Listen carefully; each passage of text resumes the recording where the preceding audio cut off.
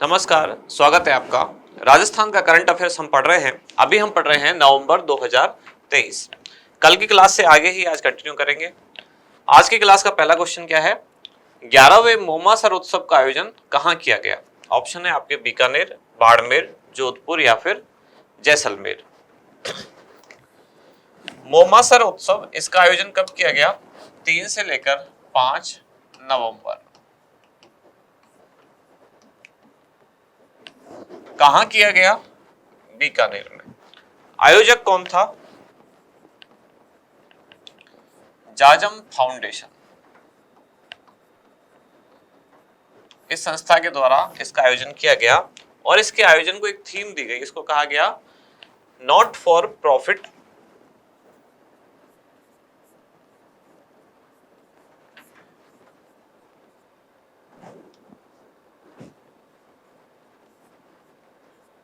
Not for profit festival.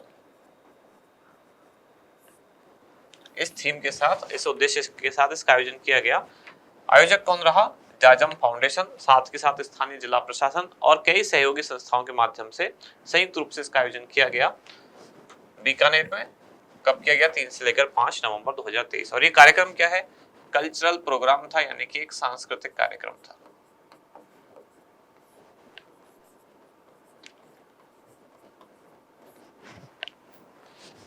Chandrabhaga Kartik मेला 2023 का आयोजन निम्नलिखित में से किस स्थान पर किया गया? पुष्कर, पर्वतसर, झालरापाटन या फिर रामदेवरा।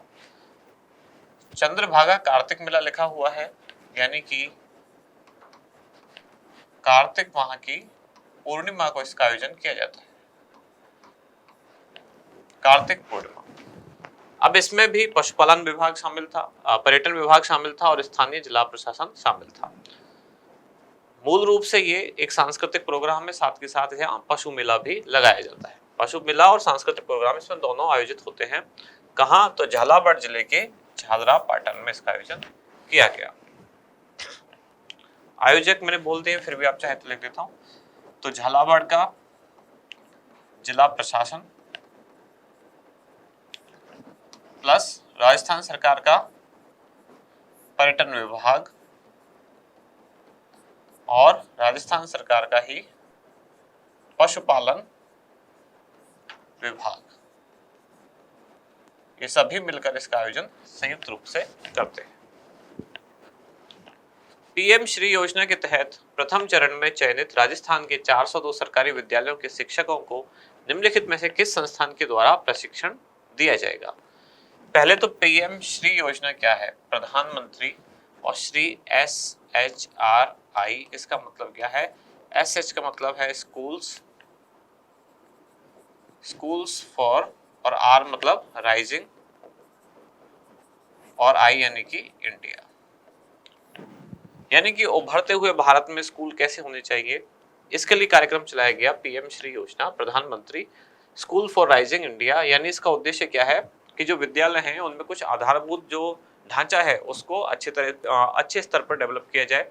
साथ ही साथ खेलों की जैसे व्यवस्था की जाए, टेक्नोलॉजी की व्यवस्था की जाए, प्रयोगशालाओं को उन्नत बनाया जाए। इस तरह का ये कार्यक्रम है। इस कार्यक्रम में राजस्थान के कुल 718 विद्यालयों में से पहले चरण में चुने गए हैं 402।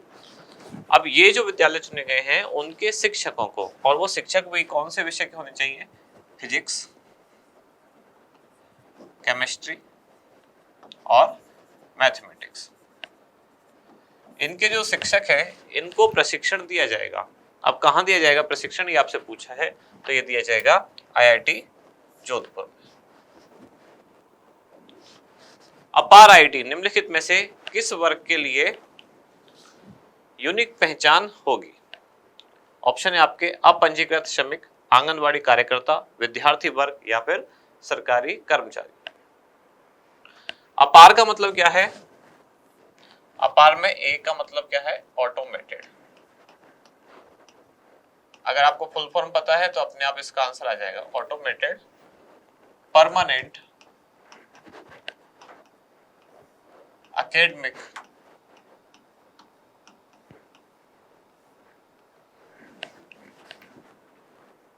Automated permanent academic account registry.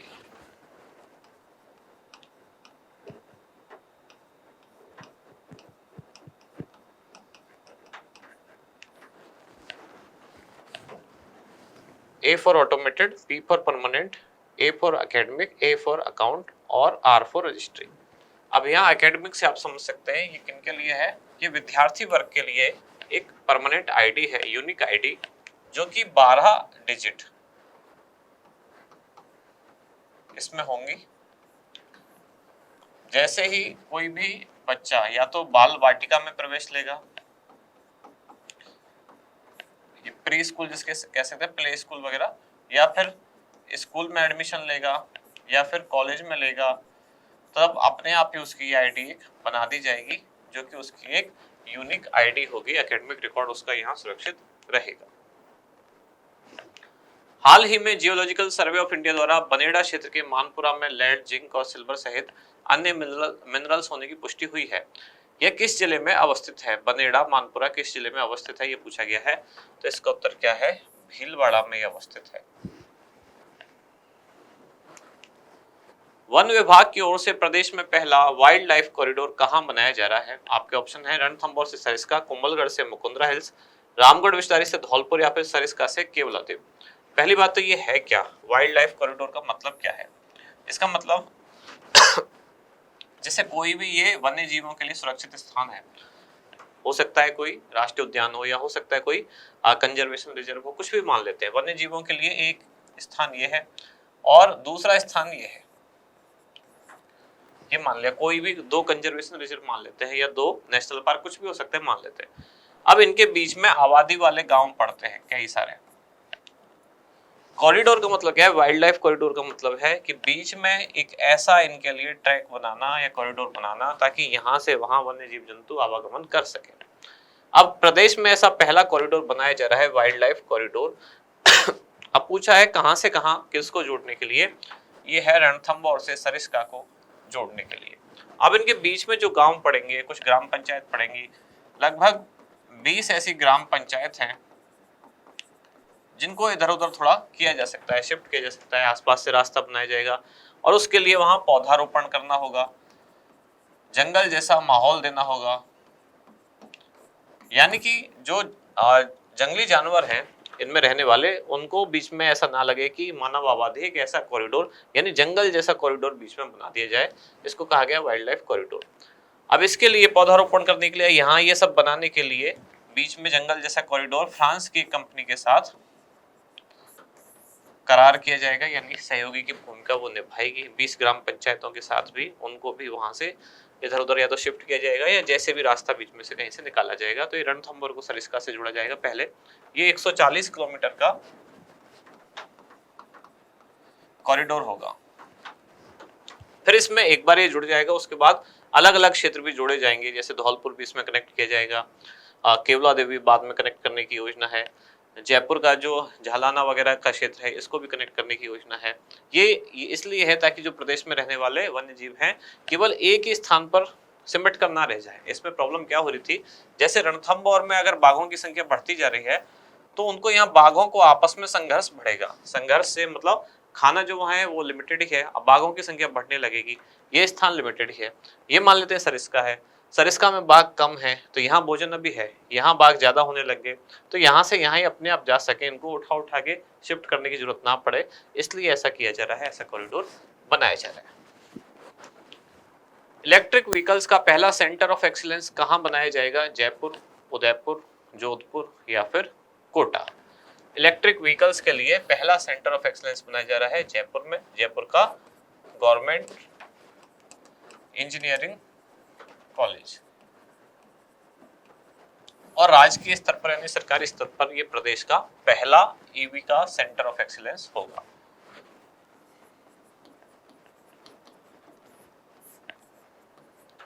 सरकारी स्तर पर प्रदेश का पहला centre of excellence for electric vehicle.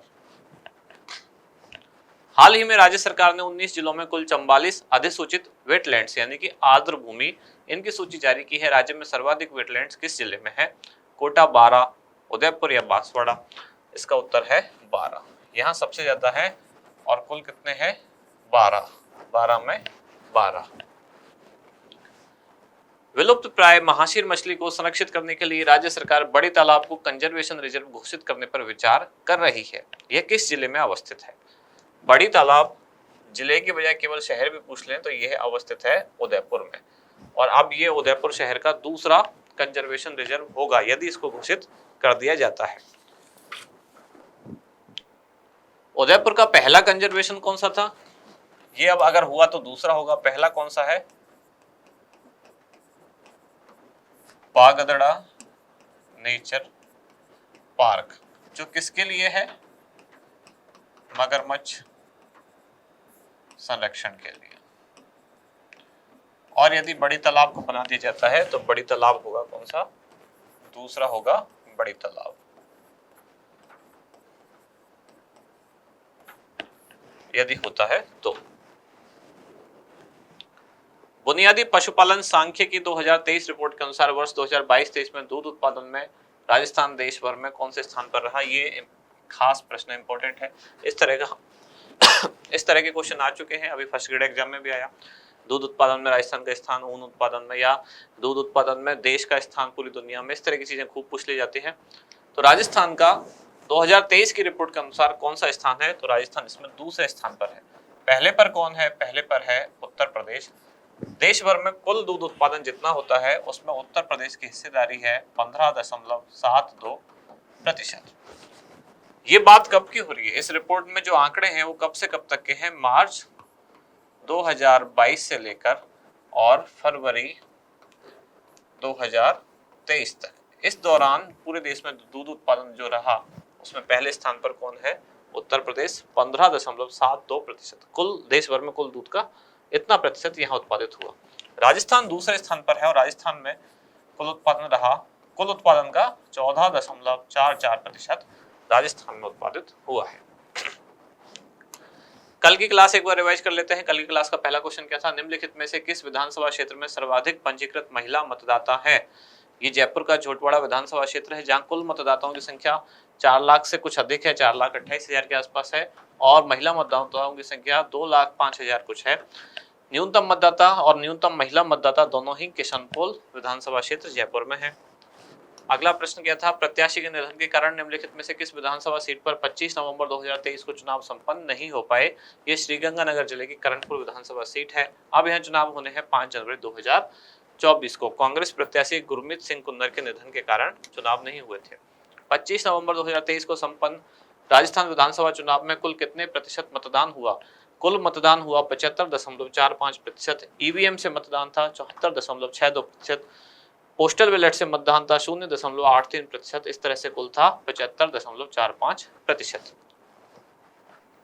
Rajasthan विधानसभा चुनाव 2023 के दौरान निम्नलिखित में से किस सीट पर महिला मतदान प्रतिशत सर्वाधिक रहा? महिला मतदान प्रतिशत सर्वाधिक रहा पोखरण में, कितना रहा? 88.23%। कुल मतदान प्रतिशत सर्वाधिक कहाँ रहा? कुशलगढ़ में, जहां था 88.13%। बसेडी में मतदान प्रतिशत में सर्वाधिक वृद्धि हुई और ये वृद्धि थी 9.6%। आहोर में न्यूनतम मतदान हुआ और ये कितना था? 61.24%। मतदान में सर्वाधिक कमी कहाँ हुई 2018 की तुलना में? फलौदी में, और ये कमी कितनी थी? 7.15%। चुनाव प्रक्रिया से जुड़े कार्मिकों को चुनाव ड्यूटी से संबंधित जानकारी एक ही स्थान पर उपलब्ध कराने हेतु लॉन्च की गई इलेक्शन बड्डी ऐप निम्नलिखित में से किस जिला प्रशासन की पहल है? यह श्रीगंगानगर जिला प्रशासन की पहल थी। सतरंगी सप्ताह कार्यक्रम का उद्देश्य कौन सा था? तो मतदाता जागरूकता के लिए सप्ताह के 7 दिन अलग अलग कलर थीम के साथ अलग अलग वर्ग के मतदाताओं को जागरूक किया गया और ये कार्यक्रम संचालित हुआ 16 से लेकर 22 नवंबर। 42वें अंतर्राष्ट्रीय व्यापार मेले में बेहतरीन प्रदर्शन के लिए राजस्थान को कौन सा पुरस्कार प्राप्त हुआ? राजस्थान को इसमें कांस्य पुरस्कार प्राप्त हुआ। प्रगति मैदान नई दिल्ली में इसका आयोजन किया गया था। यूनिसेफ के तत्वाधान में डिजिटल बाल मेला कहाँ आयोजित किया गया? ये जवाहर कला केंद्र जयपुर में। युद्धाभ्यास त्रिशक्ति प्रहार का आयोजन कहाँ किया गया? जैसलमेर में। इसमें तीनों सेनाओं ने भाग लिया। 3 से 5 नवंबर 2023 तक पहले इंडो कोरियन अंतरराष्ट्रीय कला शिविर का आयोजन कहाँ किया गया? इसका आयोजन किया गया था बूंदी में। कल की और आज की दोनों क्लासेस यहाँ होती हैं समाप्त। अब मिलते हैं अगली क्लास में। धन्यवाद।